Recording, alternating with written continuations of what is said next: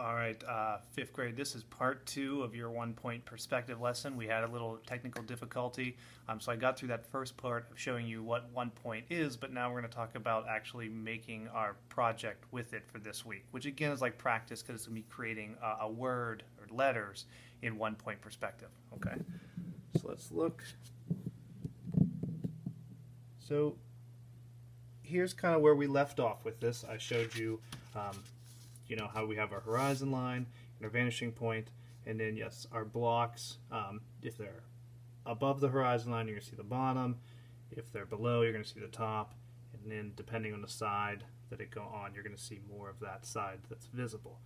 So for this lesson, this is what I got through the video before we had some difficulties.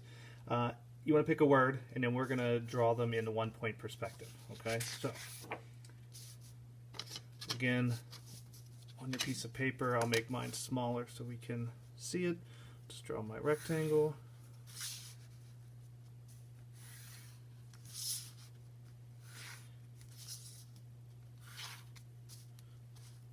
Okay, so my rectangle is visible in here. The first thing again is decide on your horizon line. Vanishing point would be in the center.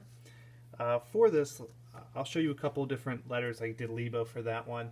I might change it up and just show you maybe the L, the E, and then maybe I'll do the whole Lebo again, because letters that have a little more grooves like the E are going to be a little more complicated, and then letters with round parts are going to also be slightly different.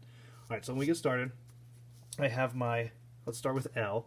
So I'm going to draw that here. Remember, vertical lines, the up and down ones are straight up and down.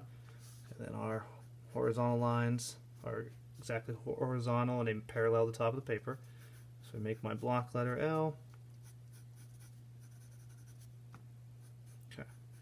Once I have that in block form, okay, I'm going to use the corners to draw to my vanishing point. So I line up my vanishing point in that corner, connect my lines. This is really helpful because once you kind of understand this and have it figured out, you can make like 3D block letters, three-dimensional shapes pretty easily without actually having to draw in a vanishing point. You kind of just know where it belongs. So my corners, they go right to the vanishing points. Then you're going to decide how thick you want your letter to be. So make this part of my L. Once I know how thick that is, connect that straight over. Then this is going to come straight down here. Okay, and then if I shade it just so you can kind of see, now I have a three-dimensional in 1 point perspective letter. So it's not complicated. It looks pretty cool when it's done. It's fun, and again, it's really about building our skills for other drawings. Okay, so if I do my E now, again, as it gets closer to center, just like before we talked about, those angles are going to get more extreme. They're going to be tighter. So I draw my E.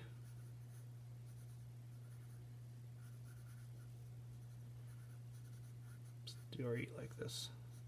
Okay. So all of this corner, this corner, this corner, this one, not that one, this one, and that one, all these lines are going to go to our vanishing point.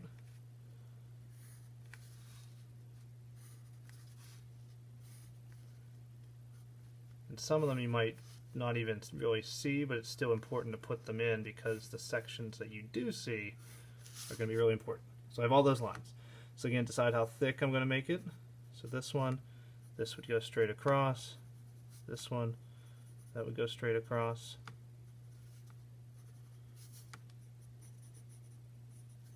So then if I shade them in so you can see,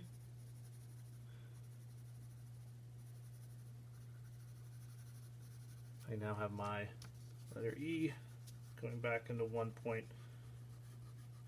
perspective. Okay, now because these ones are on this side of our vanishing point, we're seeing the right side of the letter. But now when B travels onto this side, I'm going to see the left side of the letter. Okay, so I draw my B in place. Again, I'm going to do rounded, the curved parts instead of blocky, because just so we kind of know what to do if we make a letter like that. Draw my... Okay, so I'm going to use this corner, and this corner here. And really, if something rounded, what you want to do is if you put your pencil on the vanishing point and use your roller, as soon as it touches that line, wherever it's touching, that's that vanishing, the corner you want to use for your vanishing point. Okay. And I'll show you that again with the O. Okay. Again, extreme because it's so close to that center line. Decide how thick you want to make it. I'm going to start with the bottom part. Once I know that here, I would go straight up from that. Okay? Now, for the inside, the curve, this thickness is what you kind of want to generally keep because that's telling me how thick the letter is. I already have my curve in place here, so I'm just kind of mimicking that same curve. So then now I have my B in one point. If I had a letter O over here, okay, so I draw it. Again, using that same trick, put your pencil on the horizon, the vanishing point, move it over as soon as it touches that end.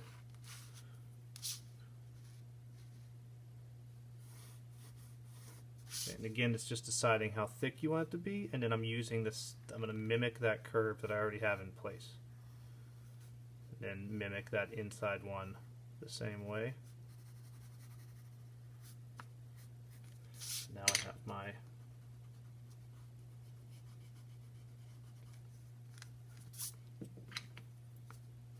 letter that's in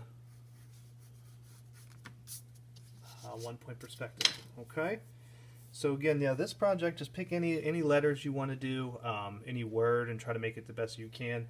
I would definitely start out with doing just rectangles and squares above and below the horizon line to kind of get the feel for it. And once you kind of understand it, it will really kind of click, and then you'll be able to, I think, put it together. Okay? All right, have fun with it. I'll be curious to see what you guys make. Thanks.